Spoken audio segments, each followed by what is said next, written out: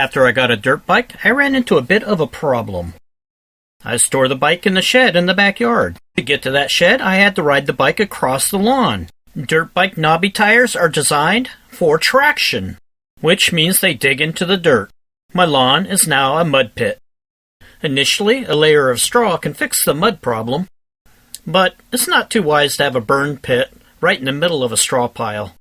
So I turned to the experts to solve this problem for me. This is a bike trail in Capitol Forest in Washington State. You can see Capitol Forest also has a mud problem. They solved this problem by putting in a boardwalk. Let's see if this can be accomplished in my backyard. Right off the bat, let's take a look at the finished product. There's no mud. I even incorporated a doggy potty area, but I improved the process. On the corner, I went for some decorative woodworking. First, I removed all the grass. A trenching shovel is the perfect tool for this. It can be slid underneath the grass very easily. Now that the corner is clear of grass and mud, I can cut some cardboard to make a template of that corner. This will let me build all the woodworking in my garage where all my woodworking tools are. This is a pretty busy looking template, but it's pretty simple actually. I'll cover what all the lines mean in detail as we go along. But first, I need some lumber. 4x8 chunks of lumber that's pressure treated is pretty expensive. So I found a lumber liquidator that had a whole bunch of these posts. They used to be the posts used to hold up automotive guardrails on the side of the road. These posts are 8x8 inches. So all I have to do is split them in half. First, I find the center of the board. Then use an adjustable carpenter's square to extend that line down the middle of the post. Whip out your trusty chainsaw, then cut all the way through that post down that line. This is a significant amount of work, so if you have more money than time, skip this step of the process just by buying your lumber straight from the store. And easy as that, I now have 2 pressure-treated 4x8s. Okay, back to the template. The final product will look like this. There'll be 2 corner posts, one here and one here. I then cut a triangle and put it in here. This is because I don't want the other boards to come to a point. That's a weak spot. I want to maintain at least 2 inches of thickness. And on the other end, I want the board to be as wide as possible to minimize waste. So each board I cut will look like this. 2 inches on the narrow end, 8 inches on the wide end. The hardest stuff to cut out will be the stuff that goes around the corner. After laying the board onto the template, I can trace the exact corner cut onto the board from the template. And since skill saws are designed to cut straight lines, you have to kind of do a back and forth thing as you're going around the corner. There's definitely no being in a hurry during this project. To increase accuracy while cutting, I take it out in chunks. I set the depth of the skill saw to 1/4 inch, make the first cut, increase it to 1/2 inch, make the next cut, and then continue that way until I have reached maximum depth. Unfortunately, a skill saw will not cut through a 4-inch board. This is where you break out your sawzall. While doing this, you want to do a lot of fit checks to make sure that everything's going together. After your main beams are in, make sure they're square. What I'm doing here is trying to determine how big to make the triangle. The center board will be the longest, and I want to make sure that triangle's big enough to ensure the board goes all the way across my half circle. Notice my triangle's going to be an exact 45, 45, 90. Once your board is in place, mark it so that you can put it back where it was before, because you have to move all the other lumber out of the way. You can now make your cut marks on the back of the board. I found the hardest part of this job now is trying to clamp your boards into place while you're working on them. What worked well for me is a 30-pound iron weight. Gravity makes an absolutely wonderful clamp.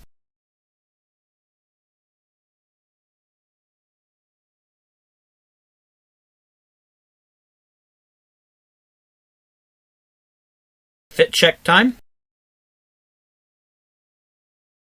Okay, let's get down to the meat and potatoes of this template. Every place where you see a squiggly line will be a separate board. All the extra lines were reference points for when I was making this template. All of my lengthwise cuts will be done on the left-hand side of the board. So I extend that line out so I'll be able to find it once I put the board on top. Line your new board up along this edge. We'll be transferring that cut line up onto the top of the board. But first we have to deal with a little problem. We first have to cut the new board so that it lines up flush with the triangle. Once we've done that, we can use a carpenter's square to transfer this line to the top of the board. We now go to the wide end of the board, mark it, and cut it to match your template. We're now ready for the really long cut. A 4-foot straight edge comes in very handy for making this mark. Okay, that was a quick synopsis of what we're about ready to do. Let's cut out one board.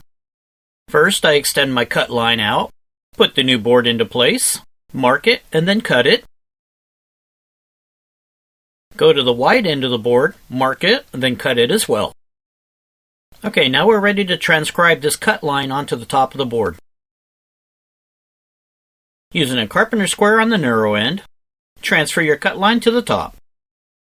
Now you can run a line from the mark you just made to the wide end of the board at the other side. You can start cutting.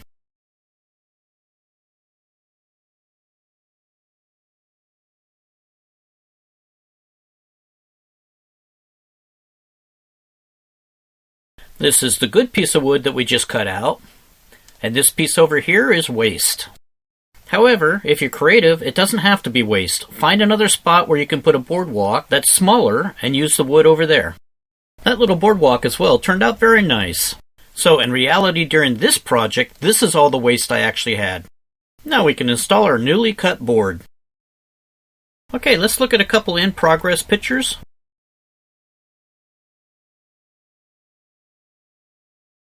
Okay, it's time to get these boards into the ground. Using some spare 4x4s I had laying around, I made my proposed pathway. This is very convenient because a 4x4 is the same depth as my boards. And when I'm digging, I want to go 2 inches below that, so the 4x4s provide a convenience depth gauge for digging.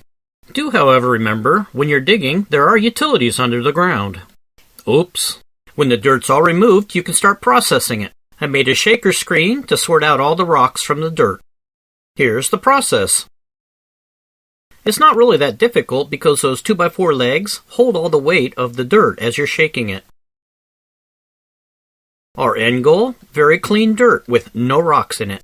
This will be the foundation for our boardwalk. Be sure to get your whole family involved in this fun. Some family members can lay in the dirt exactly where you need to be digging. Don't throw the gravel away, it's extremely useful. You can use that gravel as the drainage for your doggy piddle area. To ensure everything is level with the foundation bordering my backyard, I used very long boards. Everything I install will come up to the bottom of this board. When you get started on this project, you may want to have more than one pair of gloves available. These were new when I started. All the boards will be put down exactly the same way, including the corner boards you worked so hard to put together. First, put down at least 2 inches of sifted dirt and spread it out. You actually want it to be a little higher than you know you're going to need.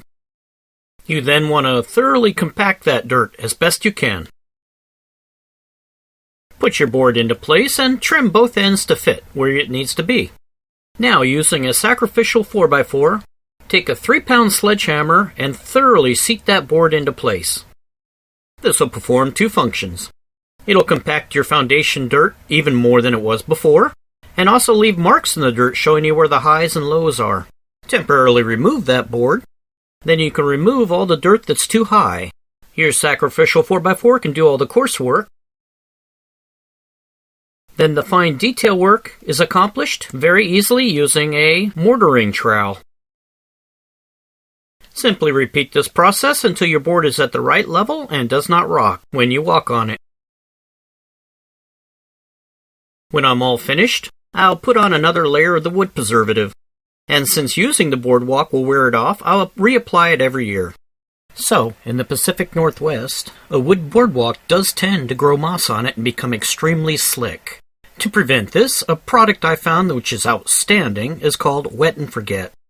Once a year, I spray it onto the boardwalk. It'll prevent new moss from growing and kill any of the old moss that's there. Then the weather can wear the old moss off.